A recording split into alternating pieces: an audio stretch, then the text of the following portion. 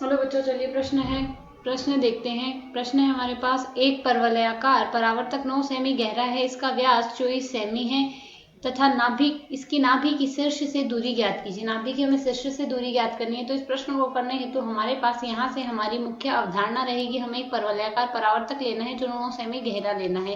तो जैसा कि हम यहाँ से परवलय की आकृति से जानते हैं, यदि हमारे पास यह एक्स अक्ष हो और यदि यह हमारे पास यहाँ से वाई अक्ष हो, तो परवलय की संरचना हमारे पास कुछ इस प्रकार की होगी। यह हमारे पास परवलय हो गया। अब यहाँ से एक परावर्तक हमने लेना है, तो यह हमारे पास यहाँ से परावर्तक हम मान लेते हैं, यह यहाँ एक परावर्तक स्थित है।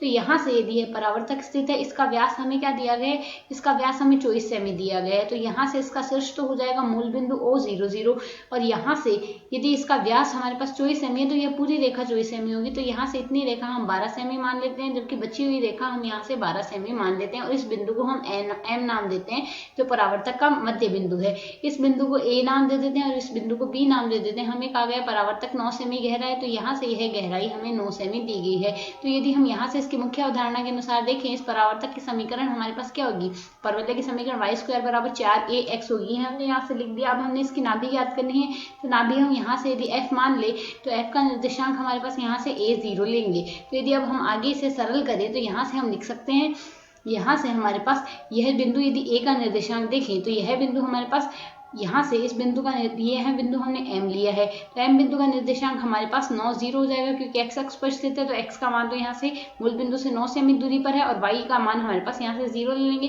ठीक इसी प्रकार यदि a बिंदु का निर्देशांक निकाले तो a बिंदु का निर्देशांक हमारे पास क्या आ जाएगा, x का मान तो हमारे पास 9 हो गया, जबकि यहाँ से इसकी त्रिज्या यहाँ से 12 हो गई, क्योंकि व्यास हमारे पास 24 था। तो a बिंदु का निर्देशांक 9 12 हो गया। अब यहाँ से हम जानते हैं, यहाँ से यह f का मान a0 हमने लिया है, तो इसी का हमने नाभि की शीर्ष से दूरी निकालनी है।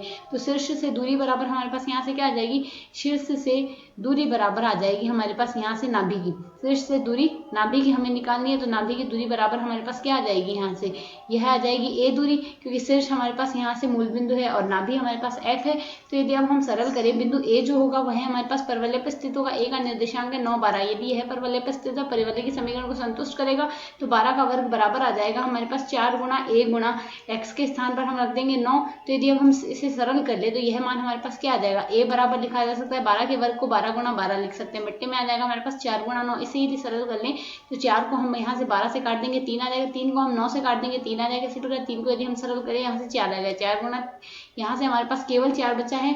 तो यहाँ से a का मान हमारे पास क्या आ जाएगा, a बराबर आ जाएगा हमारे पास यहाँ से 4, a का मान 4 आ गया। तो नाभि की शीर्ष से दूरी बराबर a बराबर नाभि की शीर्ष